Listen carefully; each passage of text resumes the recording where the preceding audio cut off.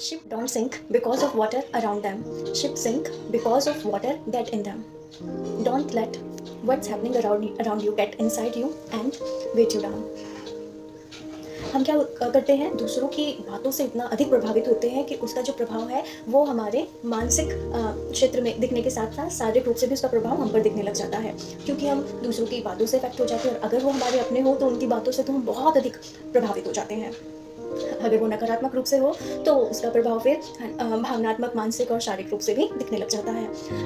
इस संदर्भ में महात्मा बुद्ध जी की एक फेमस कहानी है कि एक बार एक व्यक्ति उनके पास आता है और वो उन्हें बुरा भला कहता है, बहुत अधिक बुरा भला कहता है, लेकिन महात्मा बुद्ध बहुत शांत रहते हैं और वो कुछ नहीं बोलते, चुपचाप से सुनते रहते हैं।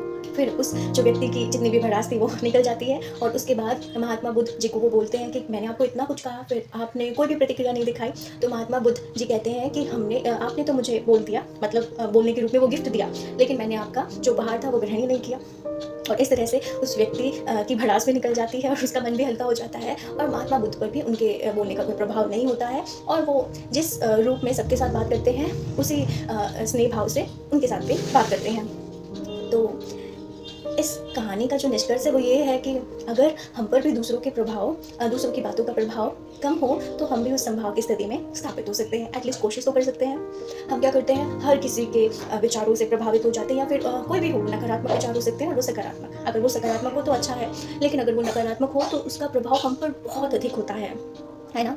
इन चीज़ों से बचना है, क्योंकि एट द एंड ये जो जर्नी है ना वो आपकी खुद की जर्नी है। तो उसे आवश्यक है कि दूसरों के नकारात्मक शब्दों का या फिर जो भी उनके भाव है उसका प्रभाव आप पर कम हो, ये बहुत आवश्यक है और इसके लिए लगातार अभ्यास आवश्यक है।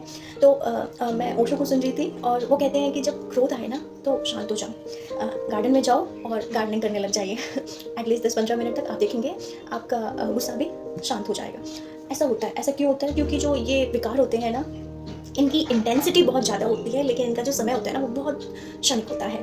तो आप इंटेंसिटी, जैसे कि गुस्सा आया तो बहुत हम देखते हैं कि आजकल ऐसी घटनाएं मिलती रहती हैं कि गुस्से में कोई किसी का कत्ल भी कर देता है ना, क्योंकि इनकी इंटेंसिटी बहुत ज़्यादा होती है। जो ये विकार होते हैं, क्रोध होता है, घृणा, लेकिन इनका जो टाइम होता है वो कम होता है ना। मतलब कितने मिनट के लिए आपको गुस्सा आएगा, 15-30 मिनट लगा लीजिए। उस दौरान आपको 30 मिनट में, है ना, मैक्सिमम टाइम 30 मिनट में अपने आप को संभालना है और उसके लिए आवश्यक है कि आप अपने फिजिकली रूप से कोई क्रिया ना करें, है ना। मतलब कि बोलना नहीं है, किसी को कुछ सोचना नहीं है ज़्यादा, और अगर आपको लगता है कि कुछ कर सकते हैं ऐसे गार्डनिंग वगैरह तो कर सकते हैं।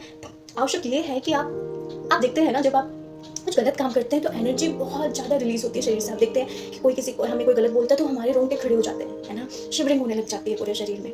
तो हमारी एनर्जी ना वो धीरे धीरे जाने लगती है, क्योंकि हम क्रोध निकाल कर अपनी ऊर्जा का व्यय कर देते हैं। तो ये विनाशात्मक व्यय नहीं होगा क्या?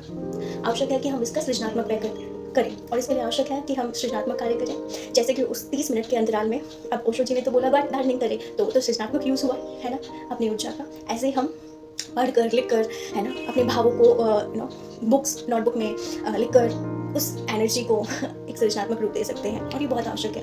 उससे भी आवश्यक ये है कि हम सहनशीलता की जो क्षमता है उसे और बढ़ाएं, क्योंकि आजकल बहुत ज़्यादा जो ये सहनशीलता की क्षमता धीरे धीरे कम होती जा रही है और समाज में हम देखते हैं बहुत सारे जो क्राइम बढ़ रहे हैं। तो आवश्यक है कि हम अपनी ऊर्जा का सृजनात्मक यूज़ करें और इस तरह के भाव जो दूसरे हमारे बारे में जो कहते हैं उससे कम इफेक्ट हों, है ना। वो 30 मिनट की क्रिया बहुत अच्छी विधि है इसके लिए।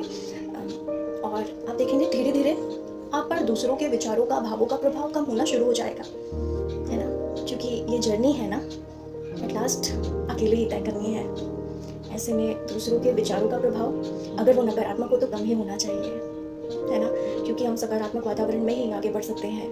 नकारात्मकता हमें पीछे ही ले जाती है, इस बात में कोई दो राय नहीं है। तो आवश्यक है कि हम भी उस दिशा में कोशिश करके अपने दूसरों के विचारों और भावों से कम प्रभावित होकर उस शिप की तरह डूबे नहीं, है ना, बल्कि अपने उन जो दूसरों के विचार हैं उन्हें बाहर ही रहने दें, क्योंकि अगर वो बाहर रहेंगे तो हमारी नौका भी सिक रहेगी। Thank you.